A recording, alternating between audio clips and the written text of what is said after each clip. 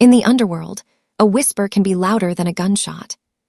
A cryptic, leather-bound ledger sat on the low-slung obsidian table at Guild, its pages filled with a linguistic labyrinth that had defeated the finest hackers and government decoders. To the predatory men surrounding it, the book was a locked vault of digital keys. To Zarya Bennett, standing composed in the shadows of the velvet curtains, it was a map of the city's sins. Kang Jae-Min, the ruthless architect of the modern Korean Mafia, let out a dry, dangerous laugh as he dropped a $1 million check onto the table. "Read one page, and it's yours," he mocked, looking toward the staff. He didn't expect the quiet waitress with the steady hands to step forward. He certainly didn't expect the name she whispered into his ear to expose the man he trusted most in the world. Guild was more than an exclusive Manhattan lounge. It was a sovereign state forged from neon, chrome, and absolute control. Within these soundproof walls, the price of global commodities was set, and the lifespans of political rivals were measured in hours. Zarya smoothed her deep red apron, her face an unreadable mask of professional calm. In her months working these tables, she had mastered the primary rule of the underworld's service industry: be a ghost. You are not a person. You are a pair of hands delivering rare vintages and Wagyu beef still warm from the flame. You do not hear the conspiracies. You do not see the weapons tucked into silk waistcoats. Above all, you do not look directly at Kang Jae-Min. He was handsome in a way that felt like a threat, sharp jawline, eyes like flint, and a tailored three-piece suit that cost more than Zarya's father had made in his entire career as a linguist. Tonight, the atmosphere around the VIP booth was suffocating. Jae-Min was flanked by his elite security detail, including his top lieutenant, Victor H. Wang. Between them lay the ledger, protected by centuries of family pride and sophisticated encryption.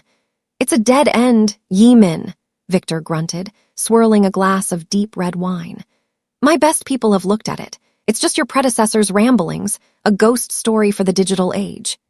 Jae-Min leaned in, his gaze narrowing on the page, unaware that the quiet woman at his shoulder was about to tear his world apart. The silence following Zarya's whisper was not empty. It was heavy, like the air before a lightning strike. Jae-Min didn't move. His hand remained wrapped around the stem of his wine glass, but the relaxed authority in his shoulders vanished, replaced by the lethal stillness of a predator that had just scented blood. Across the table, Victor H. Wang's facade began to fracture. His athletic frame, usually a monument to disciplined service, went rigid. He tried to maintain his tactical composure, but the sudden, frantic rise and fall of his chest betrayed the panic clawing at his throat. He looked at Zarya, not as a waitress, but as a ghost that had just walked through a wall to deliver his death warrant. Jae-Min slowly turned his head toward Zarya. His intense, calculating eyes searched hers, looking for a tremor of a lie. He found only the emotional steadiness of a woman who had spent a lifetime decoding the hidden meanings behind men's words. 20 minutes ago, Jae-Min's voice was a low, melodic rasp. "In the hallway, near the service entrance," Zarya replied, her voice level, devoid of the fear that usually filled this room. He wasn't just checking the perimeter. He was transmitting the GPS pulse for this lounge's private frequency. He didn't think a pair of hands delivering hot towels would understand a high-level encrypted dialect of Korean slang. But my father didn't just teach me to speak, he taught me to listen. Victor's hand hovered instinctively near his jacket, his body angling forward as if to bolt. Before he could make a move, the light stubble on Jae-Min's sharp jawline twitched into a terrifyingly cold smirk. Without looking away from Zarya, Jae-Min reached out and caught Victor's wrist in a grip that made the silver of his luxury watch bite into the skin.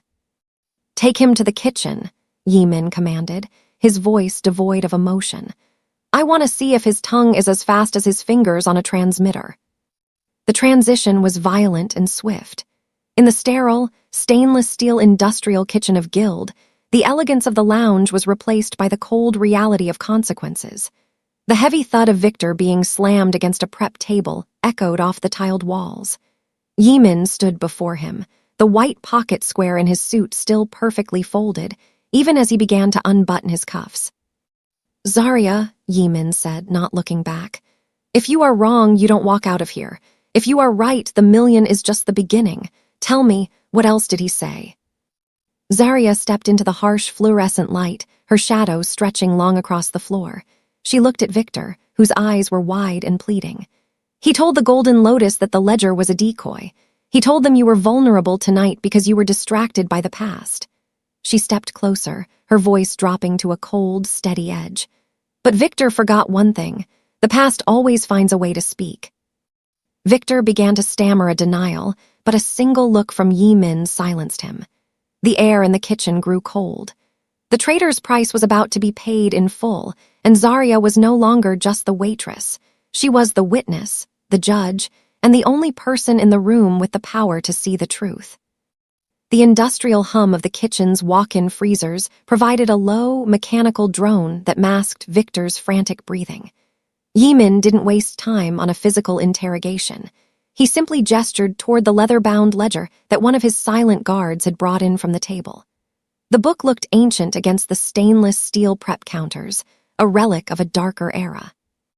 Victor says this is gibberish, Jae-Min said, his eyes never leaving the traitor.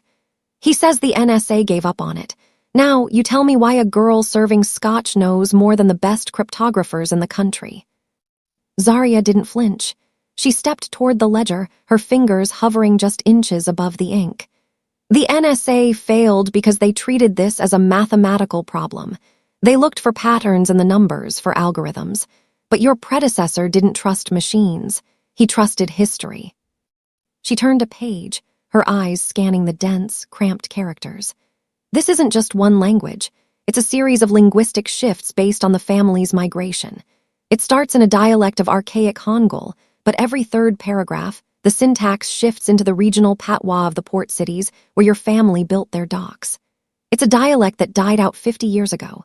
My father was a government linguist who specialized in lost Asian dialects. He didn't just teach me the words. He taught me the rhythm of the people who spoke them. Jae-Min's expression shifted, the suspicion in his gaze replaced by a sharp, lethal curiosity. And the digital keys. They aren't in the text, Zarya whispered, her voice steady and rhythmic. They're in the errors. Every time a character is slightly misplaced or a stroke is too long, it corresponds to a coordinate in a pre-shared grid. It's a language of blood, Mr. Kang. Unless you know the specific family stories associated with these locations, the numbers are useless. Victor knew he couldn't crack it, so he decided to sell the physical book to the Golden Lotus so they could torture the key out of you. Victor lunged then, a desperate, animalistic burst of movement, but a guard's heavy boot caught him in the ribs, folding him back onto the floor. Jae-Min stepped over the gasping man, moving into Zarya's personal space. The scent of expensive tobacco and cold steel clung to him. "You're a dangerous woman, Zarya Bennett," he murmured, his voice a mix of threat and admiration. "I'm a woman who wants what I was promised," she replied, meeting his steel-colored eyes. "The million was for the traitor. Now let's talk about the price for the rest of the book." The roar of an engine suddenly echoed from the alleyway outside, followed by the shattering of glass in the front of the lounge. The Golden Lotus hadn't waited for Victor to deliver the book. They had arrived to take it. The roar of the motorcade was drowned out by the sudden, percussive shatter of the rear windshield. The Golden Lotus hadn't just followed them. They had come with the intent to pave the asphalt with their blood. Jae-Min's black-armored sedan swerved violently as a hail of gunfire erupted from the sleek, modified motorcycles weaving through the midnight traffic of FDR Drive. Inside the cabin, the atmosphere was thick with the scent of ozone and burnt rubber. Jae-Min's driver slumped over the wheel, his life taken by a precision shot that bypassed the door's reinforcement. The car began to fishtail, heading straight for the concrete barrier at 80 miles per hour. Without a second of hesitation, Zarya lunged from the back seat, her hands, the same hands that had spent months delicately carrying crystal flutes, clamping onto the steering wheel with a grip of iron. "Get him out of the seat," Zarya barked, her voice cutting through the chaos. Jae-Min, his eyes narrowing as he processed the sudden shift in power, hauled the dead weight of the driver into the footwell. Zarya scrambled over the center console, her boots hitting the pedals as she regained control a mere inch from the barrier. She didn't drive like a waitress. She drove like someone who had spent her youth memorizing the escape routes of a city that never wanted her to stay. "They're flanking us on the left," Jae-Min shouted, drawing a sleek silver handgun and lowering his window. The wind whipped his slicked-back hair into a frenzy, but his gaze remained fixed and lethal.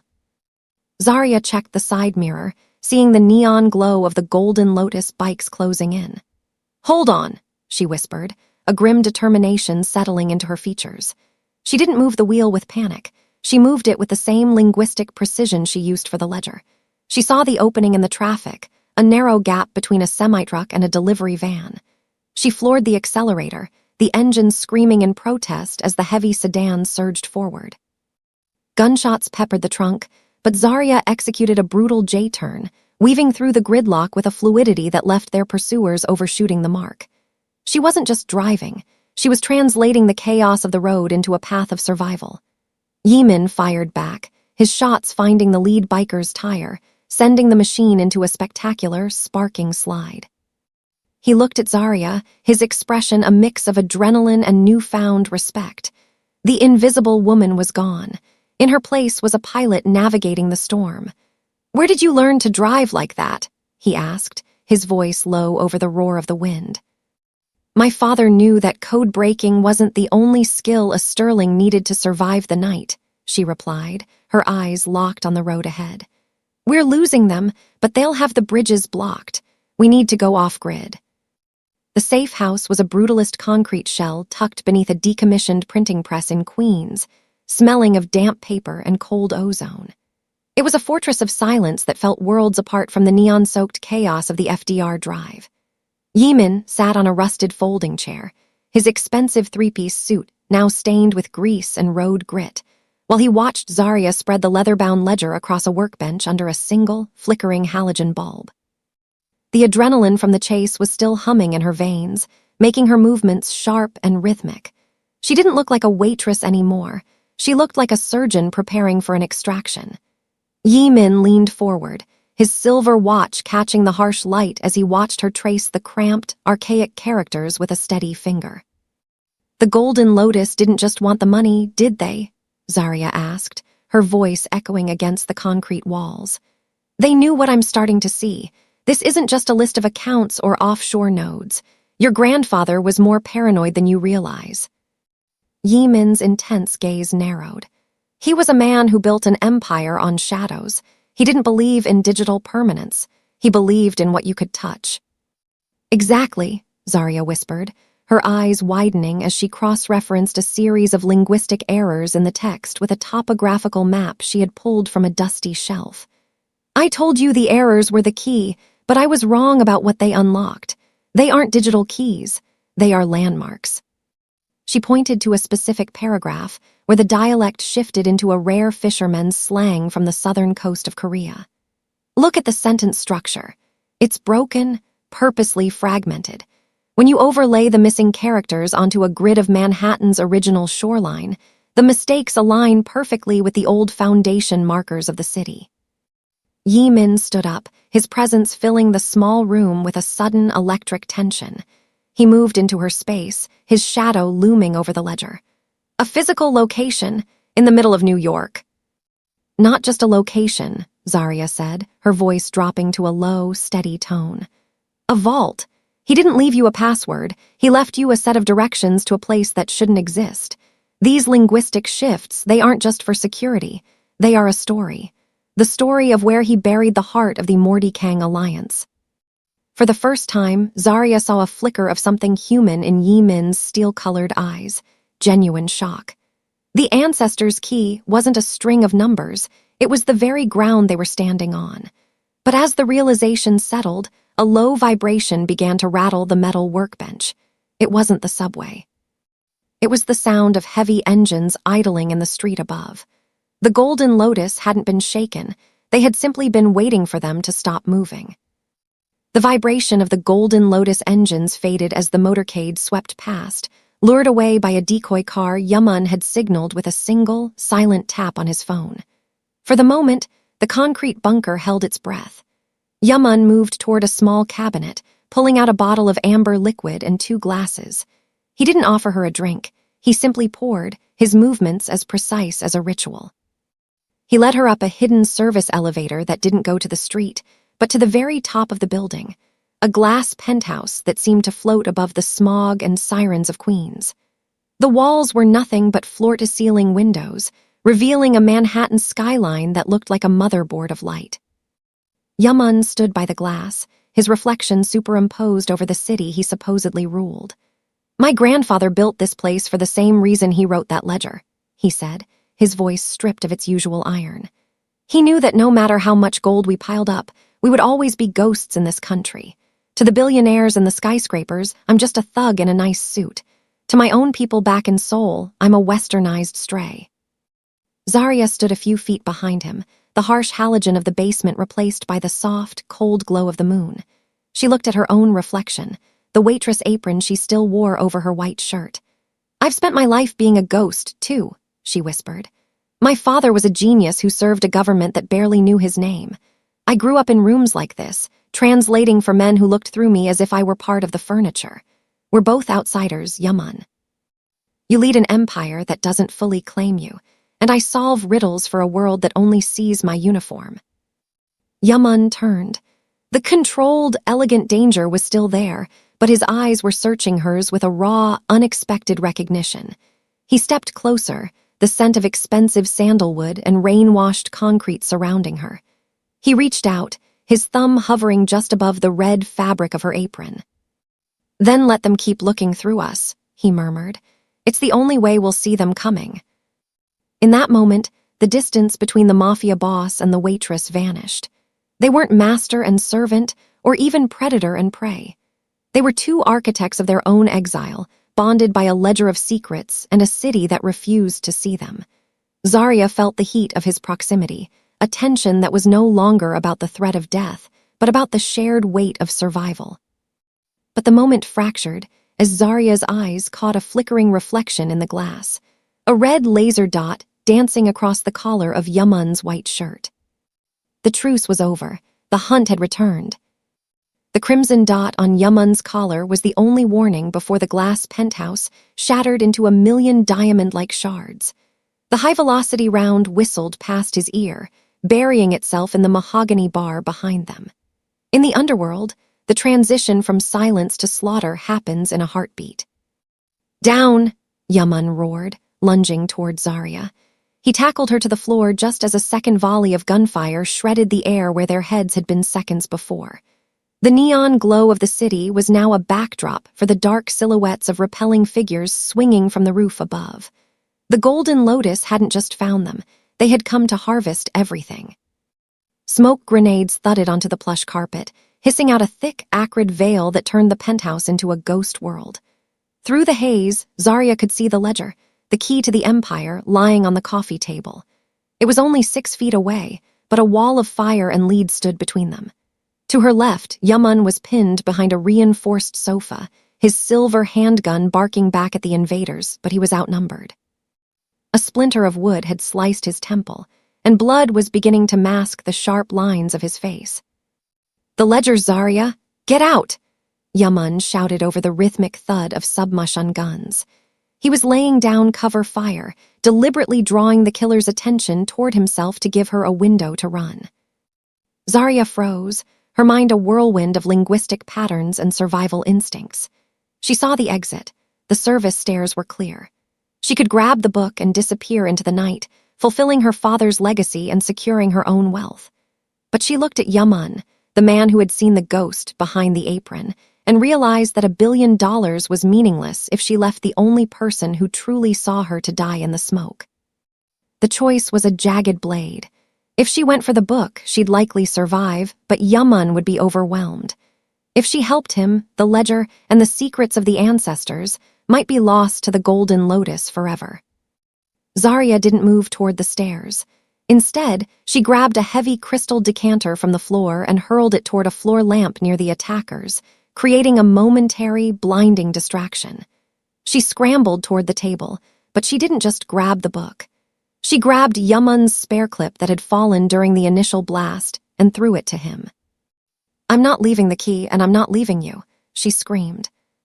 She lunged for the ledger, her fingers brushing the cold leather just as a golden lotus assassin burst through the smoke. She didn't have a gun, but she had the weight of the book. With a guttural cry, she swung the heavy tome, the sharp edge of the ancestor's key, catching the killer under the jaw. Yaman seized the opening, his shots finding their mark. They were back to back now, the boss and the waitress surrounded by glass and blood, with the hunt only just beginning. The rain over the New Jersey shipyard was thick and oily, turning the maze of stacked steel containers into a shimmering iron graveyard. Zarya stood alone in the center of a floodlit clearing, her white shirt clinging to her skin and her red apron discarded, a symbol of the life she had left behind in the smoke of the penthouse. In her hands, she held the leather-bound ledger, its ancient surface shielded from the downpour by a thin layer of industrial plastic. From the shadows of a rusted crane, Victor Uchweng emerged. He looked ragged, his athletic build slumped with the desperation of a man who knew he was running out of shadows. Behind him, the silhouettes of the Golden Lotus Syndicate materialized like ghosts, their weapons leveled and their eyes fixed on the book.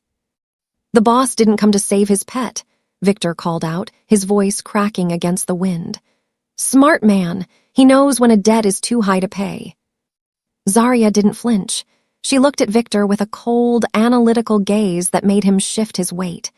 "He didn't come because he doesn't need to," she said, her voice cutting through the roar of the nearby surf. "I told you, Victor. I don't just read words. I read people, and you are a very easy sentence to finish." She held the ledger high. "The Golden Lotus wants the billion-dollar network. You want your life, but neither of you realized that the coordinates in this book aren't for an offshore account. They're for the terminal we're standing on." A ripple of unease passed through the rival syndicate. Victor stepped forward, his hand outstretched. "Give it to me, Zarya, now." "The final linguistic shift," Zarya continued, ignoring him. "It wasn't a map to a vault.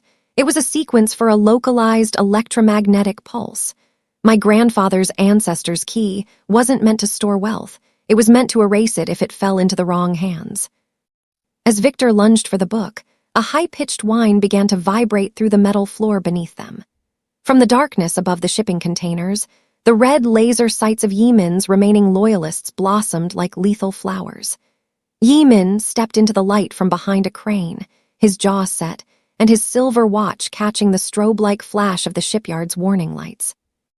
The exchange wasn't a surrender, it was a bottleneck. Zarya had lured them into the one place where the city's power grid intersected with the shipyard's heavy machinery. She hadn't just brought a book to a gunfight, she had brought the kill switch for the entire sector. The look of fear rising on Victor's face was the only payment she needed. The game wasn't about the money anymore, it was about who would be left standing when the lights went out. The high-pitched whine of the shipyard's machinery reached a bone-shaking frequency, but as the lights flickered, Victor's panic transformed into a jagged, desperate grin. He reached into his tactical vest and pulled out a ruggedized tablet, the screen glowing with a harsh, surgical blue. "You think you're the only one who can read the subtext, Zarya?" Victor spat, his thumb hovering over a red command icon. "The Golden Lotus didn't just buy my loyalty, they gave me the secondary cipher.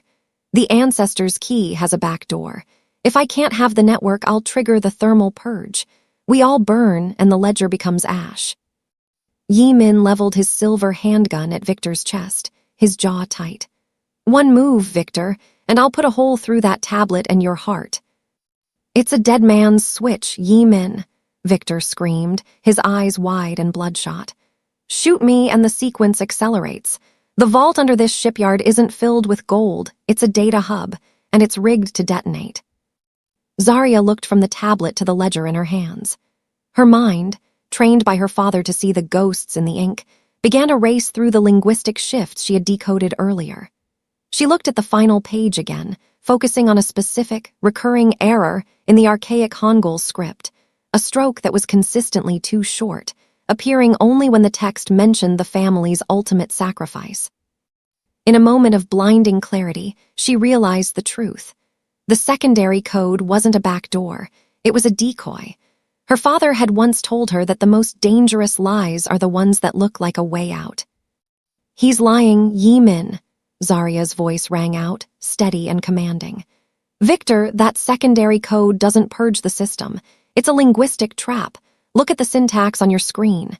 The errors you think are commands are actually recursive loops. Victor paused, his thumb trembling. What? The ancestor's key has a final fail-safe, Zarya whispered, stepping toward him, ignoring the rain and the guns. It's not math, it's a riddle. The error isn't a mistake, it's the key. The short stroke signifies silence. The only way to win is to stop trying to force the lock. As Victor looked down at the tablet, confused by the shifting characters, Zarya lunged. She didn't go for the gun or the device. She grabbed the ledger's plastic sleeve and ripped it, revealing a hidden strip of magnetic film embedded in the binding. She swiped it across the tablet's sensor. The whine of the machinery stopped instantly. The terminal went dark. Victor's tablet hissed, the screen turning black as the recursive loop Zarya identified locked the Golden Lotus out of the network forever. The kill switch wasn't for the hub, Zarya said, her voice cold as the New Jersey rain. It was for you. Before Victor could react, Jae-Min moved with the speed of a shadow, his hand clamping onto Victor's throat while his guards closed the circle. The traitor was finally silenced. 6 months had passed since the rain-slicked shipyard became the altar where the old world was sacrificed. The Manhattan skyline remained a jagged motherboard of light, but the power pulsing through its circuits had shifted. At Guild, the air was still thick with the scent of expensive sandalwood and vintage wine, but the atmosphere of fear had been replaced by a sharpened, electric respect. The heavy velvet curtains parted as a figure moved toward table 1. She wasn't carrying a tray of 30-year-old scotch, and her hands weren't shaking. Zarya Bennett wore a tailored suit of deep emerald silk, the fabric catching the low amber glow of the lounge. The red apron was a ghost of a previous life, now replaced by the quiet, dominant elegance of a woman who had solved the ultimate riddle of power. Jae-Min was already there, seated with his usual relaxed authority. He watched her approach, a subtle smirk touching his lips, not the mocking sneer of a mafia boss, but the pride of a man who had found his equal. As Zarya sat across from him at the table where the $1 million dare had once been issued, the surrounding guards bowed their heads in unison. It wasn't a gesture for a waitress. It was a salute to the architect of their survival. The Golden Lotus assets in Singapore have been fully integrated, Zarya said, her voice steady and melodic as she set a new digital tablet on the mahogany surface. The linguistic nodes I established are holding. The network is invisible now, just as I was. Jae-Min poured a glass of wine, pushing it toward her. My grandfather always said the greatest treasure wasn't the gold in the vault, but the person who knew how to keep the vault hidden. He was a paranoid old man, but he was right about you. Zarya took a sip, the vintage tasting of victory and sharp intelligence. She looked around the lounge, the sovereign state they had reclaimed from the shadows. She was no longer a pair of hands or a ghost in the corner.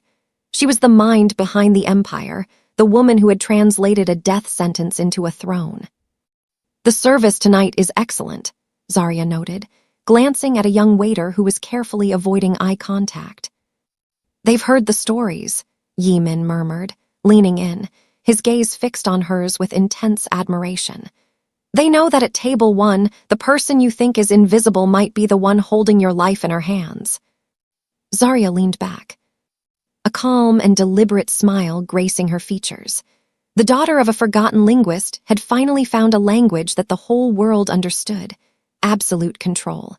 The Korean Mafia boss and the black waitress were gone.